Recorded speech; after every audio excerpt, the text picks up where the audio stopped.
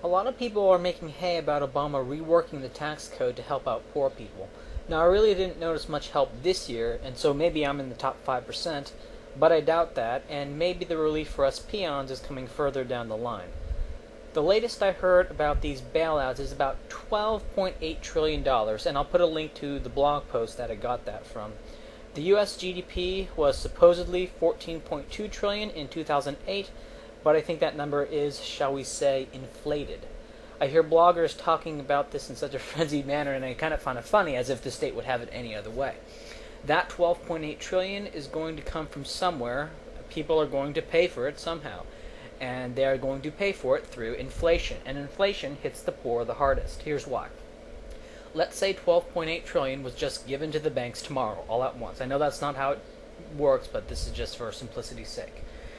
You wouldn't see massive inflation right away. Instead, the banks would have a ton of money to invest in projects. They would be going completely gangbusters. But then, as people began to realize that there were a lot more dollars floating around than there are actual resources, actual stuff, the price of stuff will go up, inflation. Now, the bankers had already gotten theirs. In fact, it is the process of the banks getting their cut that reveals to everyone else just how much money is really in circulation. And everyone else then learns the true value of things as prices go up. But prices go up after the banks have bought up assets. You see, the banks got to buy up assets at pre-inflation prices with inflationary money. What happens to poor people? Well, they now have to pay inflationary prices, but did they get any of that 12.8 trillion? No, the banks did. Eventually, the poor wages will go up as money trickles through the economy, as people from the initial projects buy things from others, and slowly everyone inflates prices and wages, but the cost is in the interim.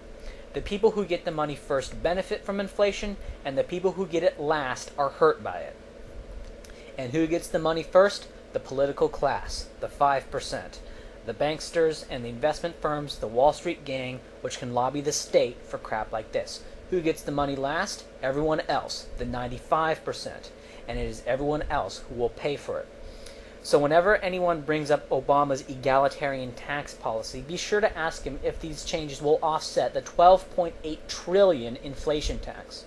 Don't let the Democrats fool you into thinking they're here to save you from the corporatist Republicans. They're not. They're just going about it another way. It's the same interests that drive political power.